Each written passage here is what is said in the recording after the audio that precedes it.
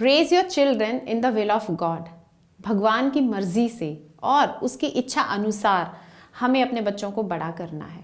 अब आप सोचेंगे मेरे तो बच्चे ही नहीं हैं, कोई बात नहीं, अब खुद को बड़ा कर लीजिए ईश्वर की इच्छा के अनुसार। बच्चों के लिए हम ज़्यादातर बात इसलिए करते हैं क्योंकि हमारे बहुत सारी हैबिट्स और बिलीफ जो हैं वो परमानेंट हो चुके हैं, उनको हिलाना और चेंज करना थोड़ा मुश्किल है। लेकिन बच्चों के बिलीफ्स और हैबिट्स अभी फॉर्म हो रहे हैं, वो प्रोसेस चल रहा है। उनको अभी से अगर हम सही दिशा दे देंगे तो बहुत कुछ अच्छा अचीव किया जा सकता है। और फिर फ्यूचर जो है वो बच्चों के लिए ही है ज़्यादा, क्योंकि आज उनके पास चेंज करने के लिए पॉसिबिलिटी भी है, टाइम भी है, ऑप्शन भी है। बस अगर हम डायरेक्शन अच्छी दे दें तो हमारे देश का, समाज का भविष्य बहुत सुंदर, बहुत बढ़िया हो सकता है। ईश्वर की मर्जी से अगर आप काम करते हैं, जो ईश्वर चाहते हैं अगर वैसा आप करते हैं, तो आप सोचिए जिंदगी में कब आपको हार का सामना करना पड़ेगा, कब आपको मुसीबत आने वाली है। शायद नहीं, ऐसा कभी होगा ही नहीं, क्योंकि हमारा जो स्टेट ऑफ माइंड है वो बैलेंस्ड रहेगा, पीसफुल रहेगा, काम रहेगा, रिलैक्स्ड रहेगा। तो बाहर की जो भी सिचुएशन होगी वो हिला ही नहीं पाएगी। और ईश्वर क्या चाहते हैं, वो चीज़ें अपने बच्चे को सिखाना, कैसा व्यवहार होना चाहिए, कैसे बिलीव्स होने चाहिए, कैसे लोगों की मदद की जानी चाहिए, कैसे सेल्फिश होकर नहीं सोचना है, हमेशा दूसरों को आगे रखना है, हमेशा लेने की इच्छा नहीं। लेना मीन्स एक्सपेक्टेशंस, मेरी एक्सपेक्टेशन पूरी हो, मुझे रिस्पेक्ट मिले, ये सारी चीज़ें लेने में आती हैं। तो हमेशा देना सीखना है, देने से शुरू करना है। मुझे लोगों को इज्जत देनी है, मुझे मान देना है, मुझे लोगों की आशाएं पूरी करनी है, ये सब चीज़ें अपने बच्चों में हमें इनकलकेट करनी है। और ये है भगवान का रास्ता, ईश्वर का मार्ग। तो इसको पहले खुद समझना होगा। हम किसी को कोई चीज़ तभी समझा सकते हैं जब हम वो चीज़ पहले समझे। अगर हमें ही नहीं पता है उसके बारे में कुछ, तो हम क्या अपने बच्चों को बताएंगे, क्या हम दूसरों को बताएंगे। और हमारे साथ हमारे एम्प्लॉयज़ होते हैं, हमारे साथ हमारे कोवर्कर्स होते हैं, हमारे साथ पड़ोसी होते हैं, हमारे रिश्तेदार होते हैं। हर कोई आज की डेट में दुखी है, कहीं ना कहीं सबके पास चैलेंजेस हैं, प्रॉब्लम्स हैं, भरी पड़ी हैं। किसी से भी अगर आप बात करेंगे तो आपको पता चलेगा कि उसकी लाइफ में बहुत सारी प्रॉब्लम्स हैं, और हम उसमें अपना क्या योगदान दे सकते हैं, हमें ये सोचना है। हमें लोगों की समस्याओं को हल्का करना है, उन्हें वो रास्ता दिखाना है जहाँ पर समस्या बचेगी ही नहीं।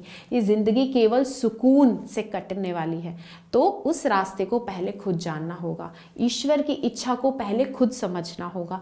ईश्वर का कौन सा रास्ता है जो हमें अपने बच्चों को दिखाना है, पहले वो खुद समझना होगा। और इसके लिए आपको क्या करना होता है, इसके लिए आपको सत्संग जाना चाहिए, आपको अच्छे वीडियोस सुनने चाहिए, अच्छी बुक्स पढ़नी चाहिए।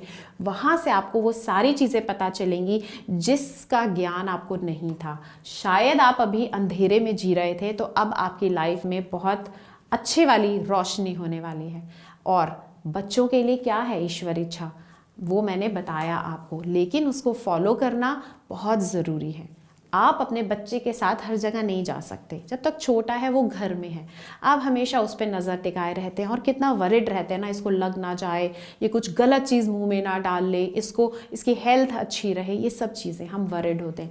लेकिन जैसे जैसे बच्चा बड़ा होता है, क्या आप उसको घर में रख सकते हैं? बिल्कुल नहीं। वो खेलने के लिए भी जाएगा, पढ़ने के लिए भी जाएगा, स्पोर्ट्स एक्टिविटीज़ भी रहेंगी, और बहुत सारे कॉम्पिटिशन्स उसको फेस करने होंगे। तब कौन जाएगा उस बच्चे के साथ? क्या आप और मैं उसको फॉलो कर पाएंगे? बिल्कुल नहीं। क्या चीज़ हमेशा उसके साथ रहने वाली है? ईश्वर की शक्ति, उसकी नज़र हमेशा उसके साथ रहने वाली है।